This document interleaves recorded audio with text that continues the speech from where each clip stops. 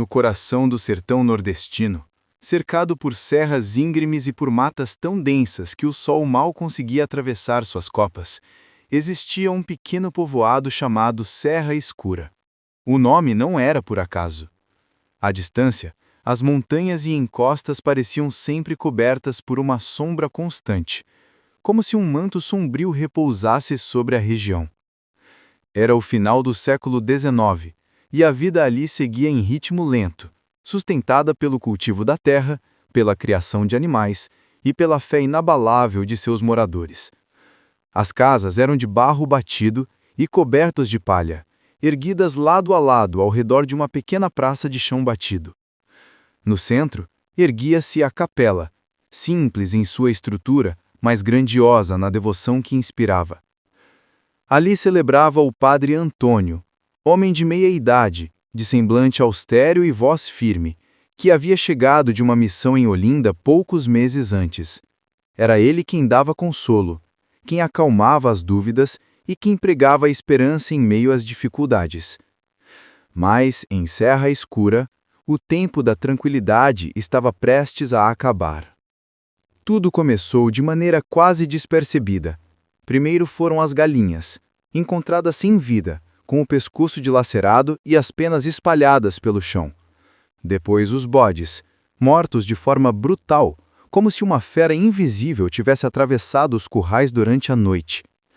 Os moradores tentavam explicar como podiam. Talvez fosse uma onça que descera das serras em busca de alimento, ou algum lobo extraviado vindo de longe. Mas nada fazia sentido. Os ataques não deixavam rastros claros, e as marcas nos corpos dos animais pareciam maiores e mais cruéis do que qualquer predador conhecido. As conversas começaram a se espalhar em tom baixo, sempre ao cair da tarde, quando a neblina se adensava e os sons da mata se tornavam mais intensos.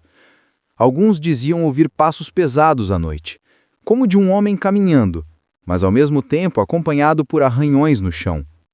Outros falavam de um uivo distante, tão longo e profundo que parecia atravessar os ossos e chegar ao coração. As crianças começaram a ter pesadelos, acordando aos gritos dizendo ter visto olhos brilhantes os observando pela janela. As mães, desesperadas, buscavam a proteção do padre. Antônio, embora tentasse manter a calma, sentia um peso crescente dentro do peito. Em seus sermões, dizia ao povo que não deviam se entregar ao medo, que aquilo era apenas mais uma provação que precisariam enfrentar com fé e coragem. Mas, em silêncio, ele mesmo desconfiava de que algo terrível rondava aquelas matas. O terror tomou outra dimensão quando desapareceram 2 vacas de um curral distante. Ao amanhecer, apenas manchas de sangue foram encontradas, espalhadas pelo chão de terra seca. Nenhum osso, nenhum couro, apenas o rastro de algo arrastado até a escuridão da floresta. Os cães, que costumavam latir para qualquer estranho, permaneciam encolhidos nos cantos, gemendo baixo, como se sentissem a presença de algo maior do que eles. Com medo de perderem mais animais, os camponeses começaram a montar vigílias improvisadas. Acendiam fogueiras próximas aos currais e mantinham tochas acesas durante a noite. Mas nem isso foi suficiente. Em uma madrugada silenciosa, a família dos Camargos desapareceu por completo.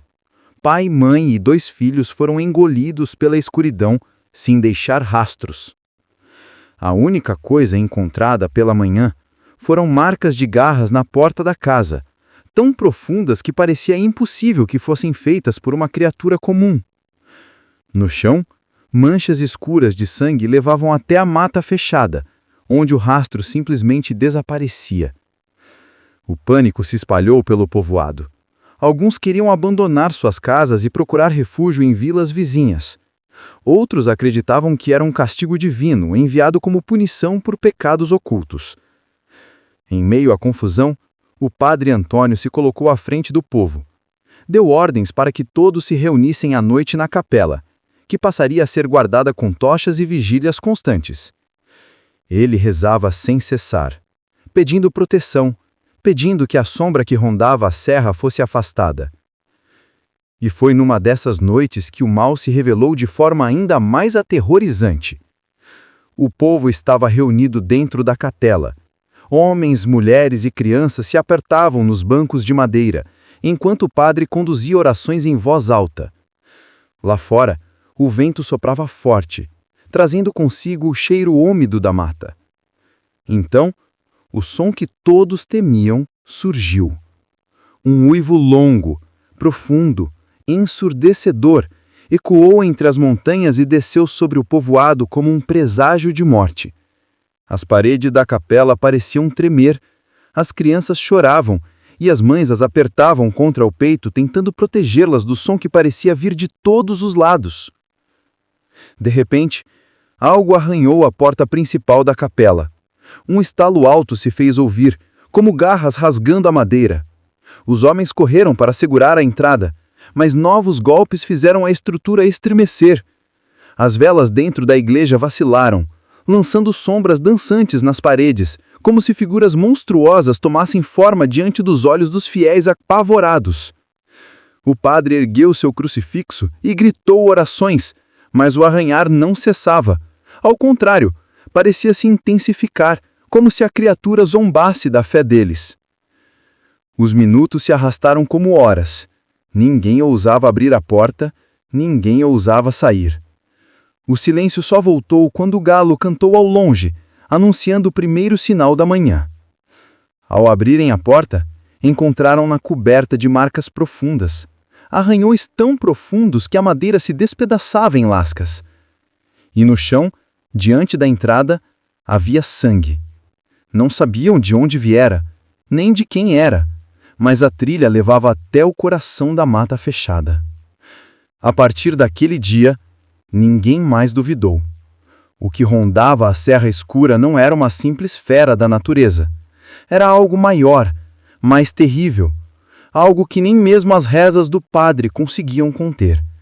A cada noite, o medo crescia, como uma sombra que se espalhava pelas casas e se infiltrava no coração das pessoas. O padre Antônio, cansado, com os olhos pesados e a voz embargada, reuniu o povo na praça e disse: "O que nos persegue não é apenas um animal, é uma maldição. Uma criatura que carrega dentro de si a ira e a escuridão. E se não enfrentarmos isso, todos nós seremos condenados." Os camponeses se olharam, divididos entre fé e terror. Alguns acreditavam que o padre tinha razão. Outros temiam que desafiá-la fosse ainda pior. Mas uma coisa todos sabiam: a tranquilidade de Serra Escura havia acabado. E aquela seria apenas a primeira noite dos uivos que mudariam para sempre a vida daquele povoado.